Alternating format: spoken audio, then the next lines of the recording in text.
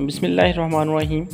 आज हम बताएंगे कि अहमक और बेवकूफ़ शख्स कैसे पहचाना जाता है और इसमें कौन कौन सी ऐसी बातें होती हैं जिसकी वजह से वो अहमक कहलाता है।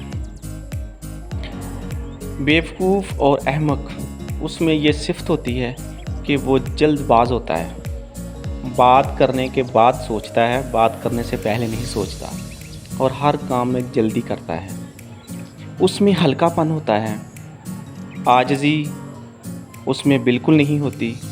जहालत, गज़ब, बुज़दिली, डर, किसी के पीछे पड़ जाना और हसद करना, जुल्म, ख़यानत, गफलत, सरकशी, फहशगोई, तकब्बुर, अदावत, बोझ, ये सब कुछ उसमें पाया जाता है।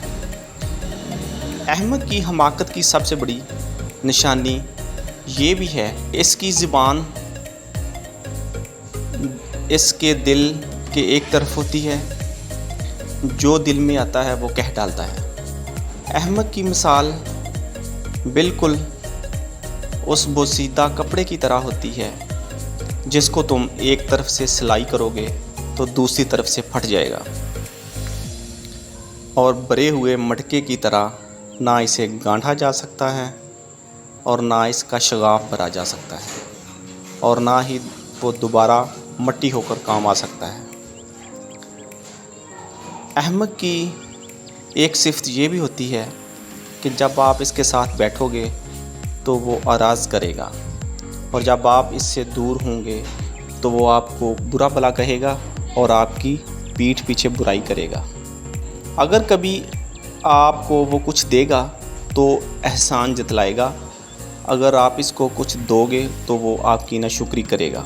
अहमक शख्स जो है उसमें ये खुश फहमियाँ पाई जाती हैं। पहली खुश फहमी उसमें ये होती है कि वो अपने आप को ये समझता है कि वो दुनिया में जानदारों में सबसे ज़्यादा अक्लमंद है, और हमाकत इसके अलावा पूरी दुनिया में तकसीम की गई है।